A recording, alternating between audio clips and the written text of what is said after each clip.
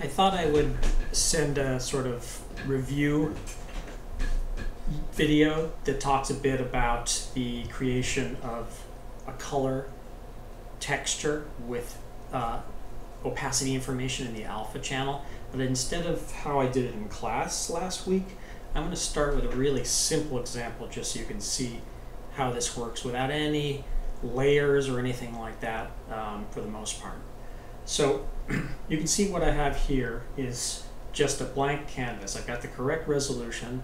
I don't have the UVs in yet. I am actually going to use a layer just for the UVs. So I'm going to repeat what I did last week. So I've already done a screen grab or a UV snapshot in Maya. So I'm going to create a new layer. Oops.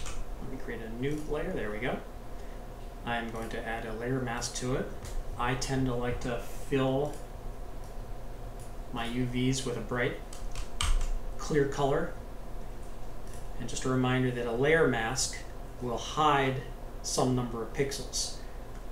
Now I should already have it in my clipboard. You'll notice when I paste, I just had copied it earlier from my document, the UV snapshot I exported out of Maya. So now you can see that it's hidden all the black information in that in that layer mask, leaving just the lines where the white is here.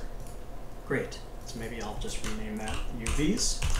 And again, a reminder, I like to lock that down too, that this is just meant to be a guide. I've already had a couple of people sending me works in progress, and you're continuing to leave that visible, but ultimately that needs to be hidden. That's not supposed to be part of your actual textures. It's just meant to be a guide to know where to include color. And what I mean by that, remember, this is your UVs. It's a snapshot of your UVs. So for instance, over here, let me just create a new layer. If I were to paint with some kind of color right here, that's outside of the UVs. That's not going to actually appear on your cloak at all. Whereas if I paint in here, that will appear on the cloak. So that's really all this layer is meant for, is just to guide you to know where to paint. And of course, you can really be specific with this and say, okay, I want to have one part have one material or color, and so on and so forth. And this is just meant to be sort of an irregularly shaped canvas, basically, based off of an existing model that I provided for you with the UVs done. So then I can just create trim, all this other stuff. Okay, so I did somewhat lie that I was not going to use layers, but I'm going to try and keep it simple from now on. So I am going to just fill in. I'm just going to hide my UVs now. I'm going to go ahead and even delete this layer. I'm just going to take my background layer and I'm going to fill that all in with a single color. The idea is that my entire cloak is just going to be one color in this simple example. Okay? So when I bring this, export this as a Targa and bring it back into Maya to look at it on the cloak model, remember that the UVs are right here, and so you can see that every square inch or every pixel within the UVs of the cloak is going to be that same sort of green-blue, okay? No variation. Now the other thing I wanted to show you here is just a simple example of how to add in an alpha channel that will then control the opacity of your cloak, okay? Now I went through this last week with layers. You know, I created a layer group called opacity, I created a white layer and a black layer and all kinds of fancy stuff. But in this case, again, I just want to do a real simple example so you understand what's actually happening in the most simple manner. So I'm going to jump over to channels. This is where you actually create your alpha channel. And I'm going to just click on this little plus sign under channels, and you can see there's layers, there's channels. There we go. And you can see it's called alpha 1. Now the idea here is, by default, this whole thing you can see is black. What that means is that if I were to export this now as a Targa, and the alpha channel was totally black, the whole model would be invisible, basically defeating the whole point of having some parts be opaque and some be transparent. So I'm going to go ahead and just fill this whole alpha channel right now. You can see I've got my background color is white, so Control Delete. So now that alpha channel you can see is all white. That means that the whole cloak is going to be opaque. You're going to see the whole cloak. So now what I'm going to do, I'm just going to switch to my paintbrush. And again, I'm not doing this with layers this time. This time I'm just directly painting right into the alpha channel. I'm just sort of painting some random shapes. Now just a reminder, if I go back over here, it's a little hard to sort of see your UVs in this case. That's one reason why I did it the way I did it in class, where you could actually see the UVs. When I'm painting directly in the alpha channel, I can't really see it, so I can't see that. So actually this is one option, is that you can see I can sort of superimpose it like this.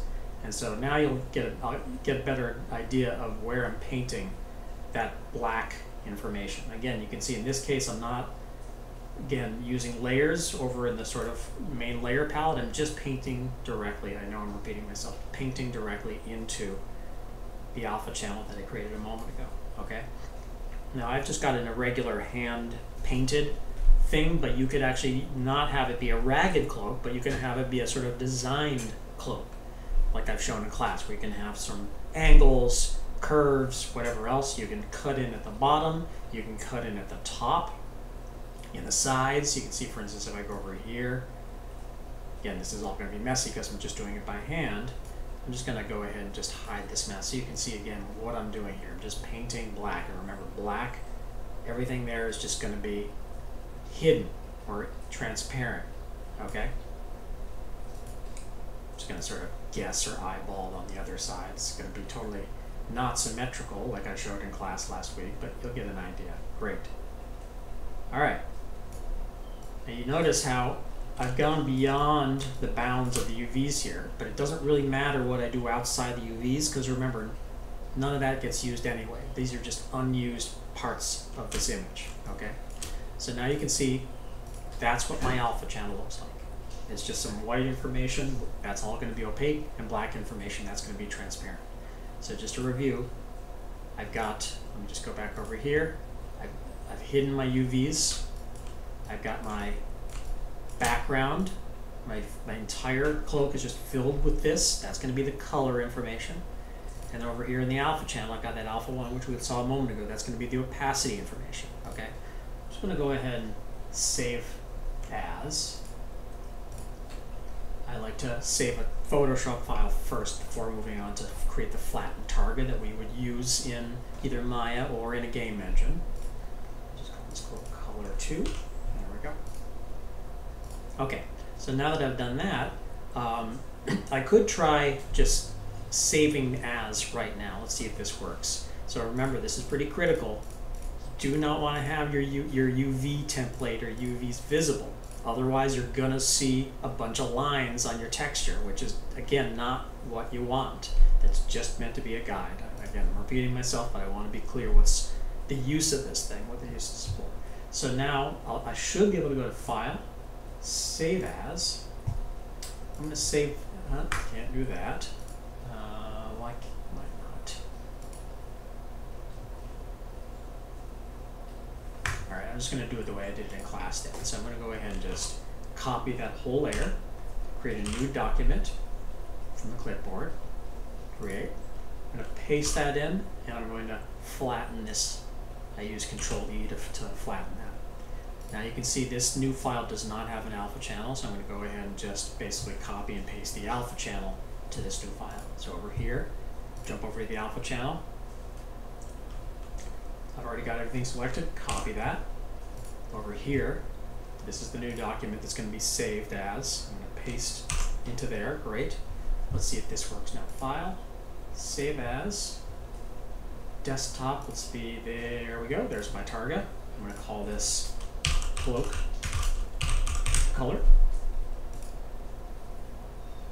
And save. Remember, there's no layers here.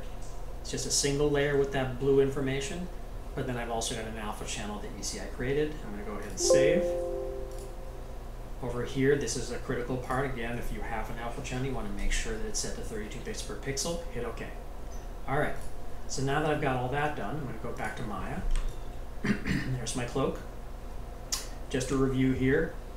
I right-clicked on this, assigned a new material. I created a Lambert. I like to rename this. I'm going to call this M Cloak 2. I already had one before. Okay. Here I'm going to go ahead and create a little color texture by going color to the checkerboard. I'm going to create a file texture for that color. That allows me to actually bring in that Targa I just saved. You can see now I just jump over here. We can see a little folder icon. click on that.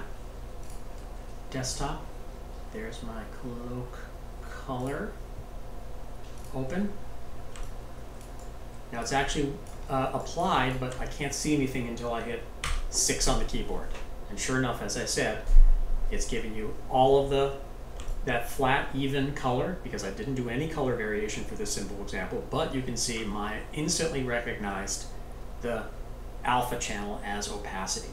So this is just the quickest way probably just to show what your textures are going to look like accurately on a cloak with the opacity information. In class tomorrow, I'll be showing how to actually recreate all this in Blender, which frankly just looks better. So that is the demo.